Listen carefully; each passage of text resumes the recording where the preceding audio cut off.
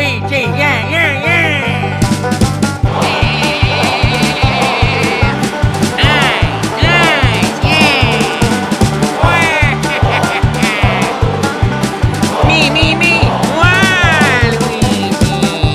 Now, odds are that you either really enjoyed that combination of weird banjo music and goofy cartoon caricatures, or you've already clicked off the video. You're lousy. To say that Waluigi has had a tumultuous history as a character would be accurate, with no hyperbole needed, actually.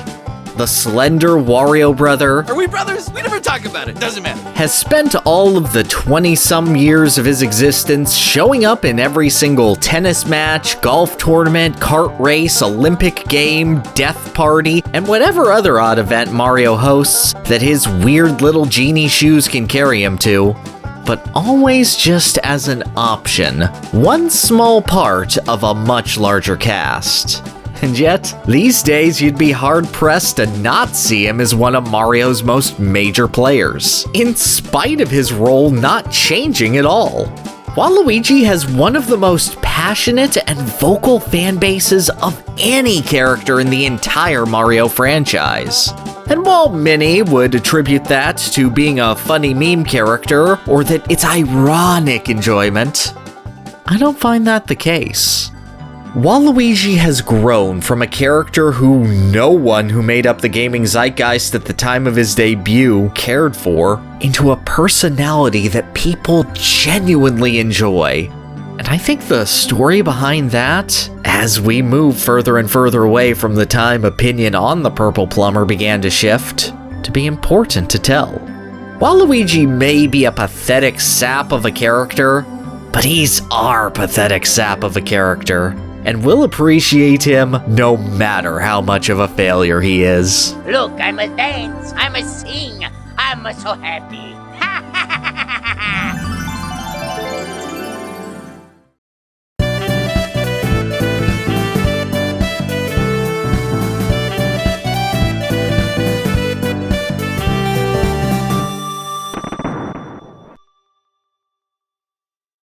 Waluigi's origins are as humble as they are pitifully convenient.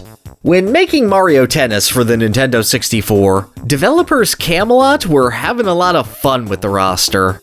In order to create doubles partners that fit the personalities of major Mario characters, and pulling characters with relatively human body types that could be animated for tennis, they began digging back deep through Mario's history, reviving Daisy from Super Mario Land to partner up with Princess Peach, Birdo from Super Mario USA to give Yoshi a fellow dinosaur-like creature to play with, Paratroopa because they had that tilty Bowser stage and wanted someone who could float like Boo and ignore the gimmick, so... Paratroopa! But when thinking of a doubles partner for spin-off mainstay Wario, Camelot was a bit stumped. While they had created some oddball pairings out of necessity, like Donkey Kong's partner being Toad, no one really fit well as a complement to Wario's stout power in gameplay, character design, and characterization. However, Camelot were no stranger to creating new characters for the Mario series, having made such luminaries as Plum, Sunny, and Elf. So they pitched an idea to Nintendo. Take the Japanese word for bad or inferior, warui, and combine it with Luigi, a Waluigi. Yes, his name is a pun. He was literally a joke on conception. Nintendo responded, sure, but we don't want to do it. You go ahead. So, Camelot graphic designer Fumihide Aoki quickly created a character who would properly complement Wario. Taking cues from Yatterman's Doranbo gang, if Wario was the bulky strong man, Tonzura, his partner would have to be the limber and crafty Boyaki to match. A sinister, lanky fellow who'd be able to reach for balls that Wario couldn't, setting up the greedy treasure hunter to use his raw power to its fullest potential. And in the year 2000, the world at large was introduced to Waluigi.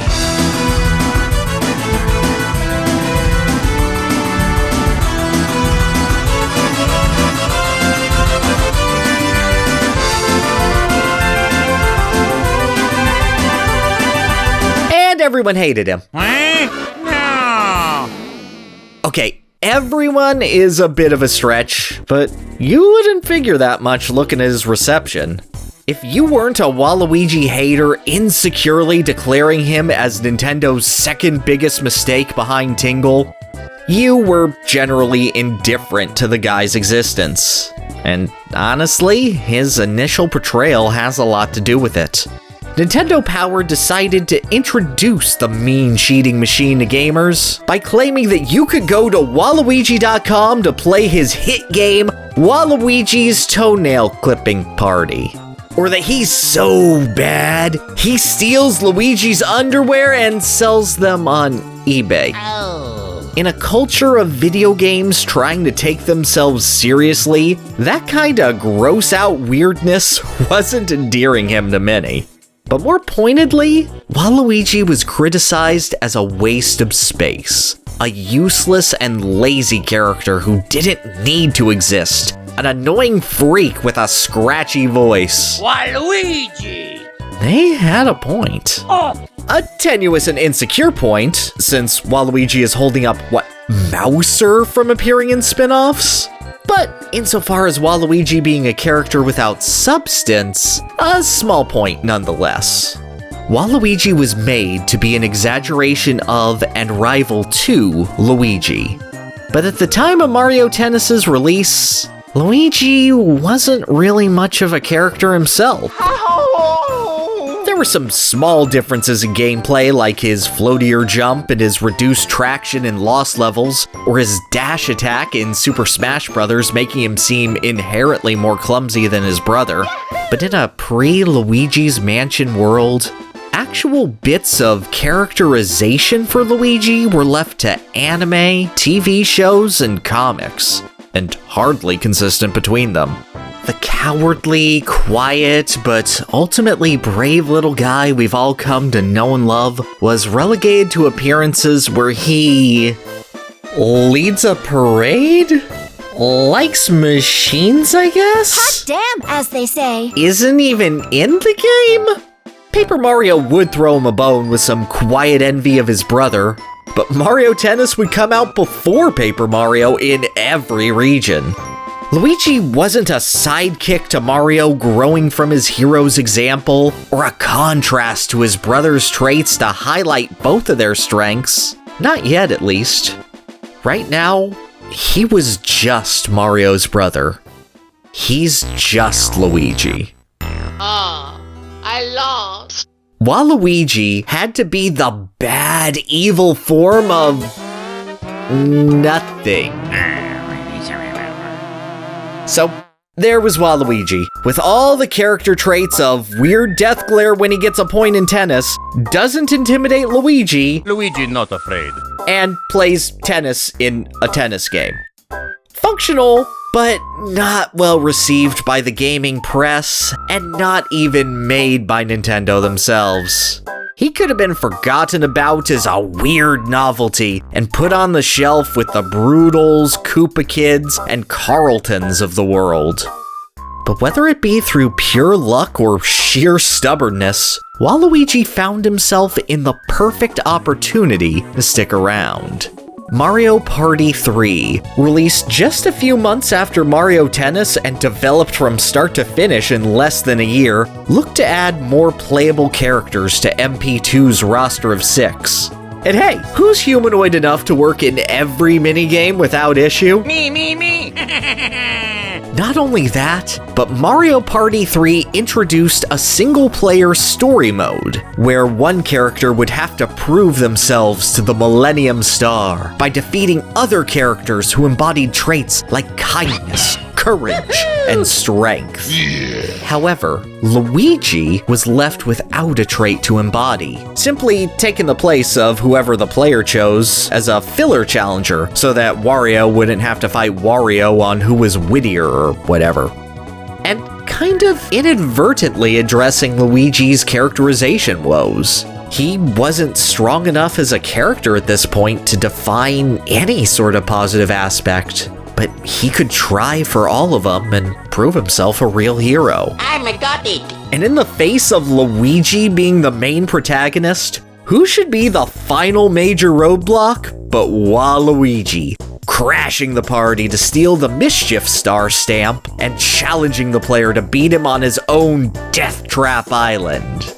And the best part is, this place used to be Luigi's home, but Waluigi was petty enough to hire Piranha Plant construction workers to blow up Luigi's house and steal his land. You're evicted! This did leagues in setting up Waluigi's character, and almost incidentally made him a mainstay of the Mario Party series. He worked really well in this game, why take him out? And since Waluigi did such a good job rivaling Luigi in one game, might as well toss him another. Luigi serves as the playable character in Game & Watch Gallery 4's boxing revamp, so of course Waluigi just makes sense to slot in as Luigi's final and ultimate rival there. But those are small potatoes. A late N64 party game and some Game & Watch remakes. It's not like he's gonna jump the line and get into Mario Kart before Magikoopa again. Oh damn! The next Mario Kart game was focused on themed pairs of racers, and Wario just so happened to need a doubles partner for it. Again! By this point, it was plain convenient to toss Waluigi into various Mario spin-offs. He was human-shaped, they made his GameCube model early for Mario Party 4, so little work had to be done putting him in new games. And there is no third thing to end this sentence, Waluigi is just easy to put in. And as Waluigi appeared more and more, everyone who found him a waste of space hated him more and more. Come on! What? They were gonna play through a boring single-player mode of Mario Party to get Waluigi character development? All that was seen here was an annoying character latching onto the Mario series like a parasite, refusing to die and whining his way into title after title. Waluigi cemented himself as a Mario regular, but as far as journalists and bitter fans on the internet were concerned, he was a stain on the series that they just couldn't scrub out. But one place that Waluigi was never doubted was in the hands of Camelot.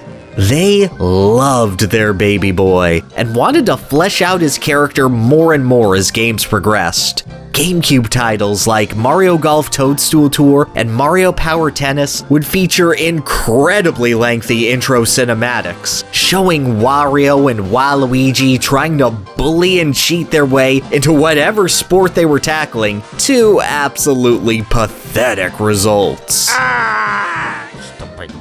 The two tapped into their comedy duo origins, always encouraging and egging each other on in their stupid exploits, before failing at pretty much everything they put their minds to.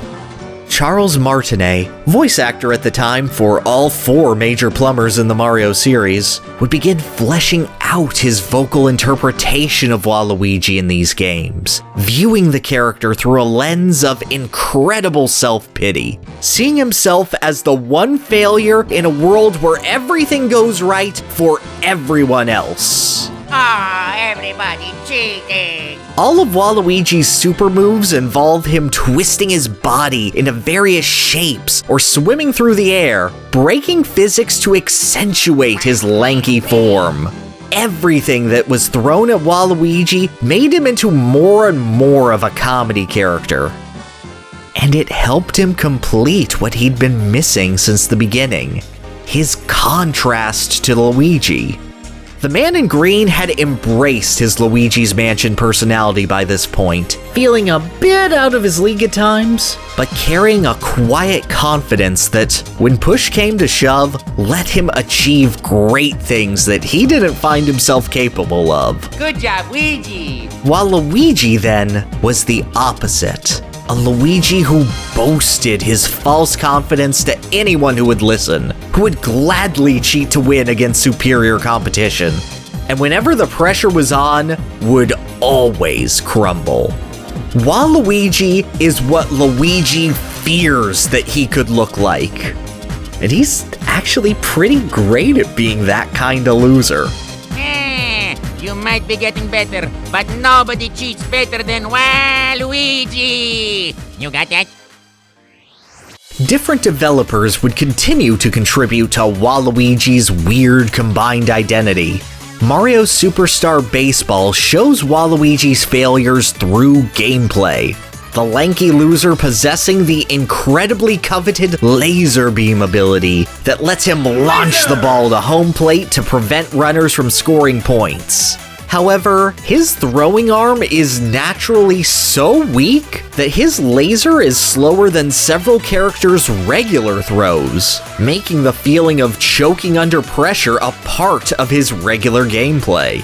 On top of that, Waluigi is the only character in Superstar Baseball whose charge swing causes him to lose power, something that even the instruction manual points out, making him the absolute worst character in the game at feeling the glory of a home run. The harder he tries, the less likely Waluigi is to succeed. No! Dance Dance Revolution Mario Mix features Waluigi as the primary antagonist, stealing the music keys to hypnotize the masses with his gyrating thighs. And then getting beaten at the end of the first world, never to be seen again. Mario Party 8 would give Waluigi a rose, playing off of a more gentleman thief kind of air that's way too good for him. And Mario Strikers Charged would evolve that concept into giving Waluigi command of thorns, forming walls and lashing out at goalies with a spiked whip. The Striker games would also give us Waluigi telling everyone who had a problem with him in-universe and out where they can stick it. But then this taunt got so popular that Waluigi will tease it in the sequel, going, you're not ready for the Waluigi pop-off yet. More air floating, more cheating, more cameos, giant robot pinball Waluigi. All of these different hands, all of these different teams coming together to expand upon what defined Waluigi, what makes him tick, why he mattered. And while grumbling online would continue, a whole generation was growing up with Waluigi. To them, he was a funny failure who could always be counted on for a good laugh. But for those who were still complaining about Waluigi's obnoxious omnipresence, something was about to come to change the way that Waluigi was viewed online forever. Waaaa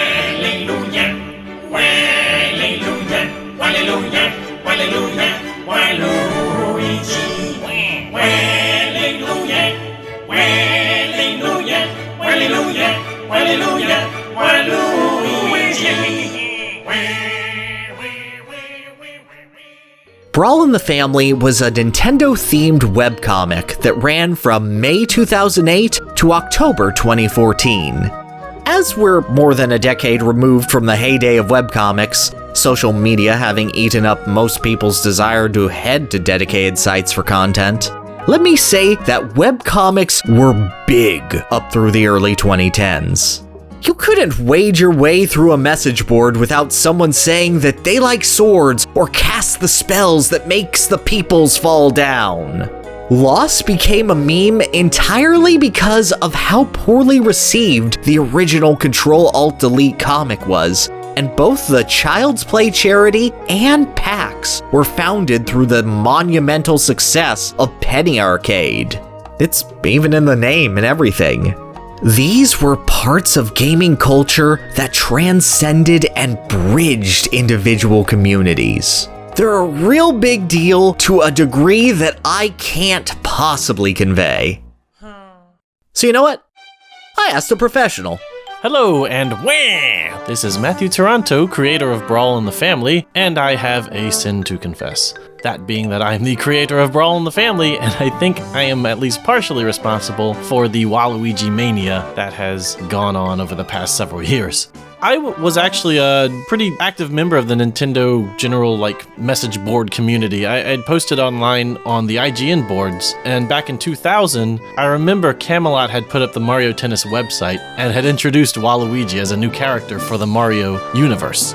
Everyone was kind of like, well, some people thought, okay, that's kind of cool, a new character. It's, he looks kind of the Snidely Whiplash type or Dick Dastardly from the old cartoons. And other people were thinking, this is kind of too much. We already have Mario, we already have Luigi, Wario. Why do we need a Waluigi? Luigi at the time was this underdog character. So why was there a character that was described as jealous of Luigi's fame? It just, it didn't make sense to a lot of people. Waluigi was kind of more like, okay, I guess, he's there. No one was really clamoring to have him in Smash Brothers or anything. On April 1st, 2009, for the site's 151st strip, creator Matthew Taranto allowed his comic to be taken over by Waluigi. Oh, yeah! Every hour, a new, quick gag would be posted by Waluigi himself in an overly gangly, excessively toothy, and undoubtedly amusing form. And they were odd. I made a really strange looking Waluigi drawing one day. My friend Chris, who helped me run the site, he was flipping through it and he thought it was really funny looking. So I thought, that'd be fun to do an April Fool's thing with this really ugly looking Waluigi. People would get onto the site, they'd just see a drawing of that Waluigi and it said, "Expecting a comic? Too bad, Waluigi time." It kind of set the personality of the character in our minds. He just doesn't care. When April Fool's Day came around, I just started making up a bunch of comics on the spot, just kind of improvising them. Half of them didn't really have punchlines. It was just Waluigi invading the comic, kind of making a mess of things with his weird personality. He wasn't even a joke character at this point. He wasn't the obvious joke character. He was just kind of weird, kind of unpopular. And it just seemed like a fun way to use a character that hadn't been used that much yet. Waluigi in the Family was a widespread success, the character becoming a recurring staple of the comic. More April Fool's Days would pass, Waluigi always finding a way to appear, more individual comics starring the oddball, full song parodies from Waluigi himself, and even extending after the comic's end.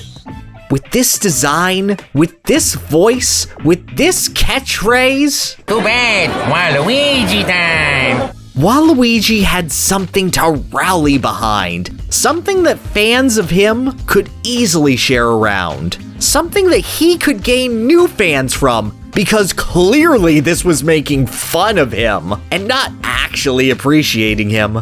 This was the impetus for Waluigi to emerge as the dominant meme, where him being annoying to all those who still had it out for him was the point. You want to talk about anything but Waluigi? Too bad, Waluigi time! It's always pretty surreal seeing, too bad, Waluigi time, and the long wah, stuff. Yeah, I'm probably partly to blame for that.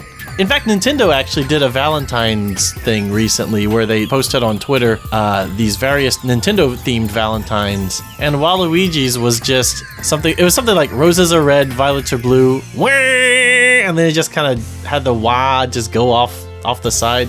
And I thought, okay, that's pretty on point with where this character has gone. Comic number 0000035 of the Waluigi series was titled Happy Birthday, Waluigi. In this comic, we're presented with an empty house.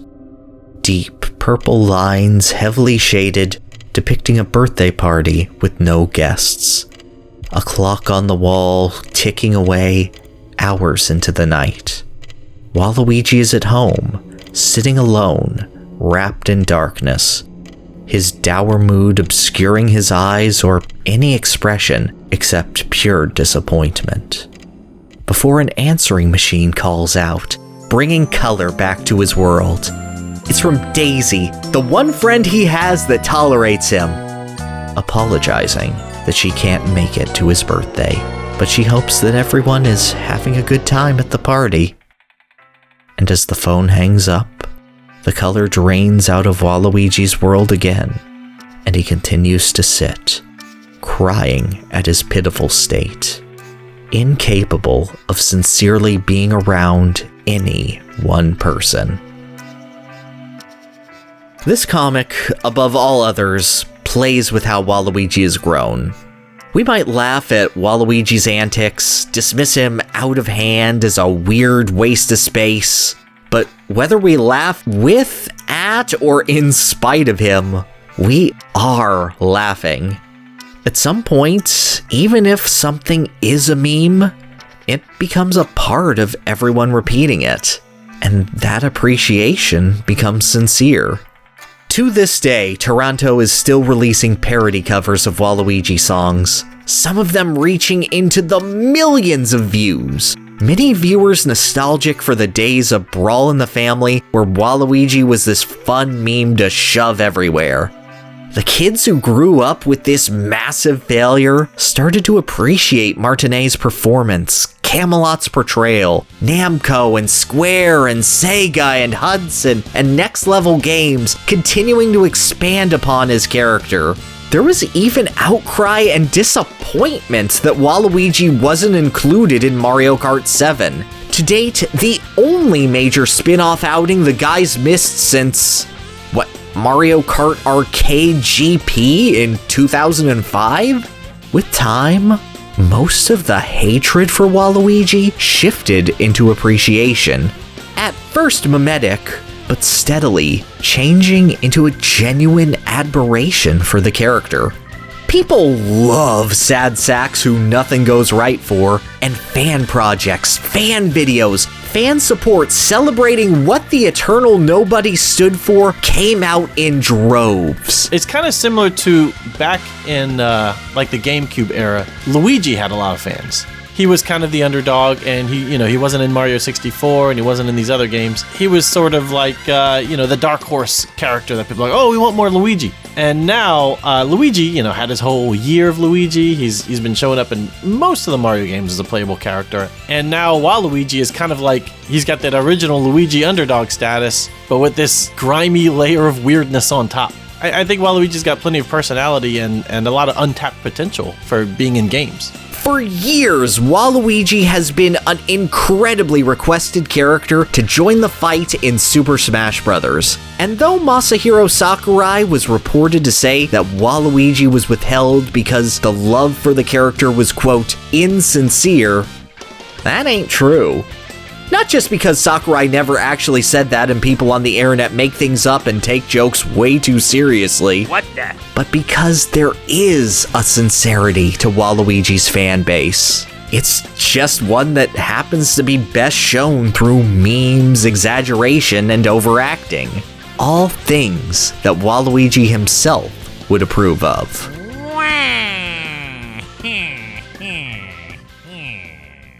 We're approaching 25 years since Waluigi debuted. To date, he hasn't appeared in a single mainline Super Mario game or RPG. Costume cameos in Mario Odyssey and Paper Mario TTYD, and an appearance by Waluigi in Mario plus Rabbids Kingdom Battle being the closest the guys ever got.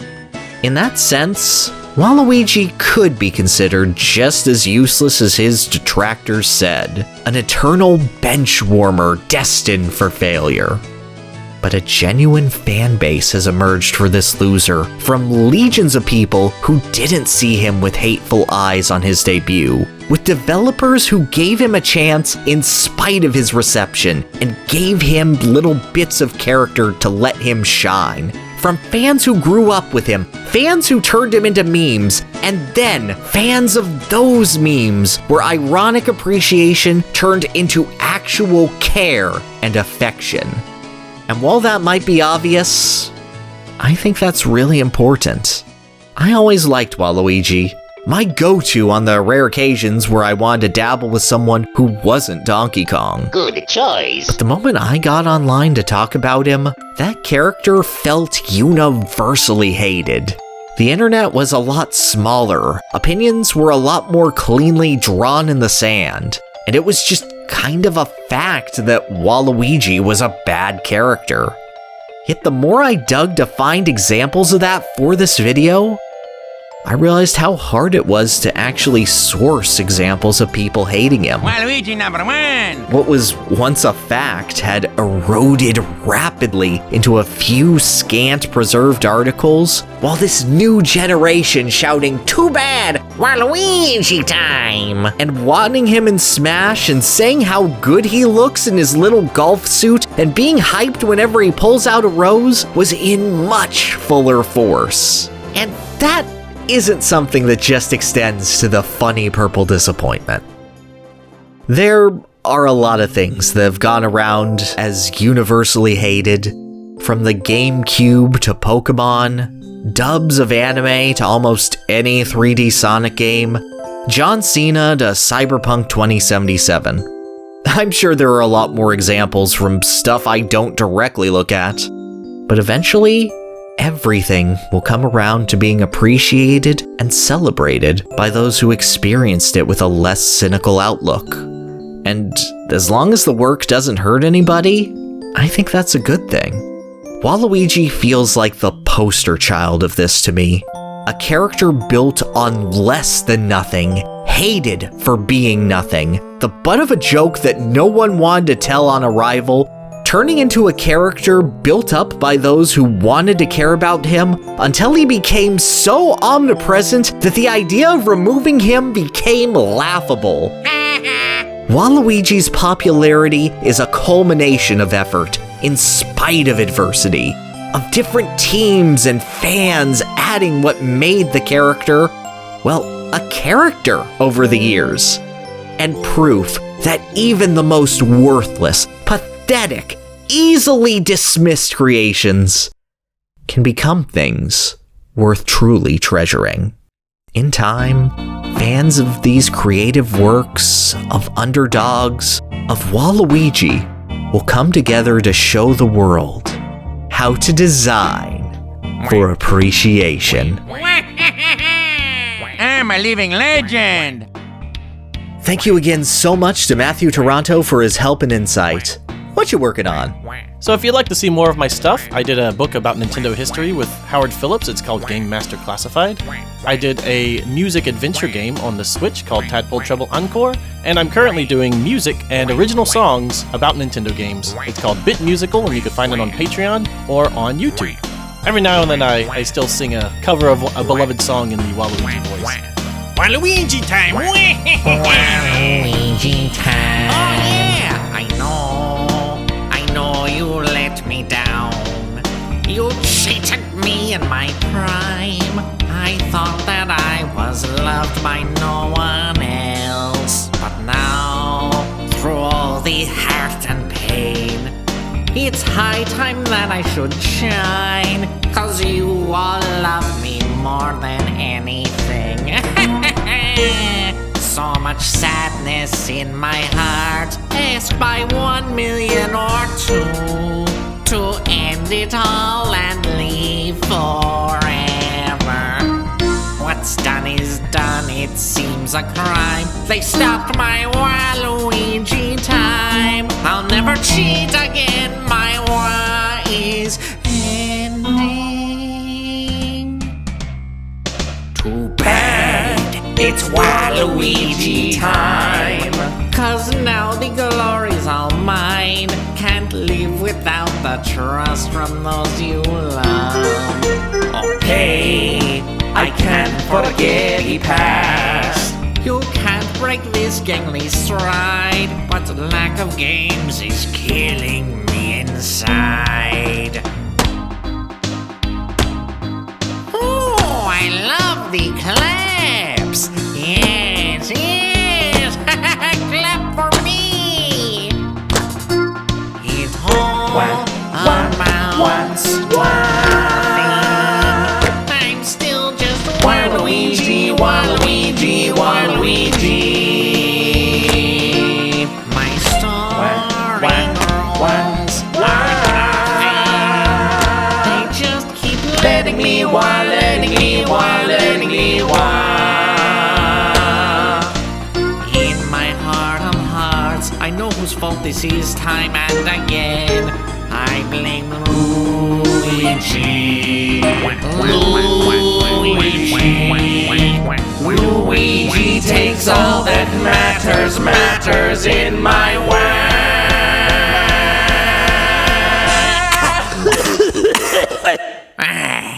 Third impact is stupid.